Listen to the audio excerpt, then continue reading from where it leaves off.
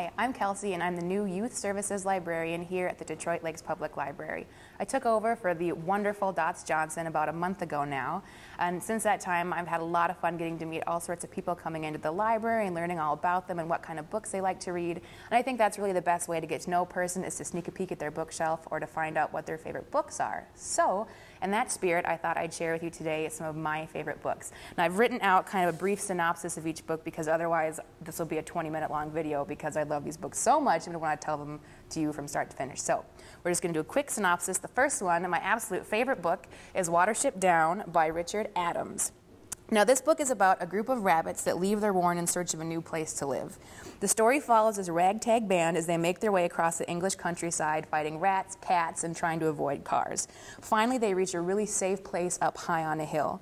But once they get there, they realize they don't have any does or female rabbits to continue their families. So they start to hatch this plan to steal some female rabbits from a neighboring warren. But once they get over there, they find out it's just this crazy warren ran by this awful, terrifying rabbit called General Woundwort. Now, this is an excellent story. I definitely recommend it for older teens, adults too. For younger kids, I think that parents should maybe take a read first to make sure it's not going to be too scary for them. But the story did start out, Richard Adams was making up stories for his kids at bedtime, and then they insisted that he put it into books. So that's where it came from originally. So it's definitely my absolute favorite, and I highly recommend it.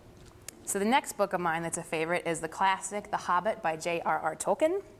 The Hobbit is the pre-story to the Lord of the Rings trilogy, and this story is all about a hobbit called Bilbo Baggins who'd much rather be living in the comforts of his hobbit hole, eating second breakfast and drinking ale than going on any type of adventures at all. Nonetheless, he finds himself on a quest with 12 dwarves and a wizard to find a dwarven treasure long ago lost under the lonely mountain that is now guarded by a terrifying dragon.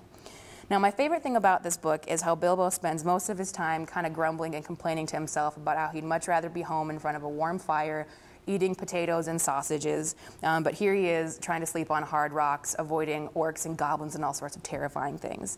But no matter how out of place he is or how scared he is, Bilbo always surprises himself and finds his courage and pulls through for everybody. So it's an awesome book. And also, a lot of people don't know that Tolkien was actually a really great illustrator, and so some of the illustrations in this book are ones that are done by him. And we also have another book here in the library that is just all the art of J.R.R. Tolkien, because he really did some beautiful pictures.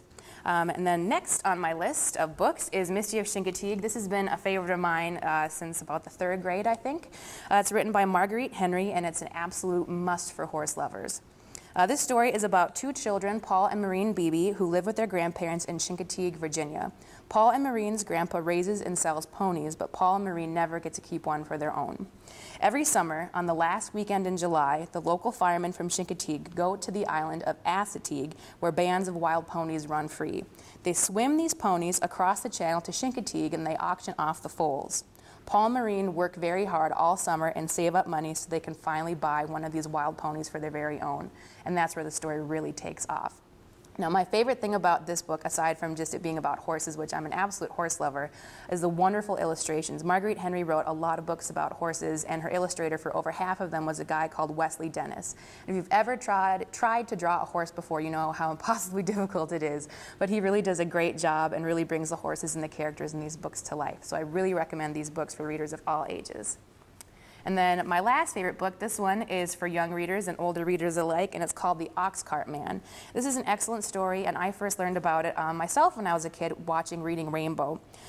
This story is about a family in New Hampshire during the 1700s, and it follows their lives on the farm through the seasons as they shear sheep, spin wool, carve brooms, and build wagons. Again, the thing I really like about this book, too, is the illustrations. They're just absolutely gorgeous, and it's really fascinating to see how our ancestors lived and worked so simply in a different time, kind of in tune with the seasons.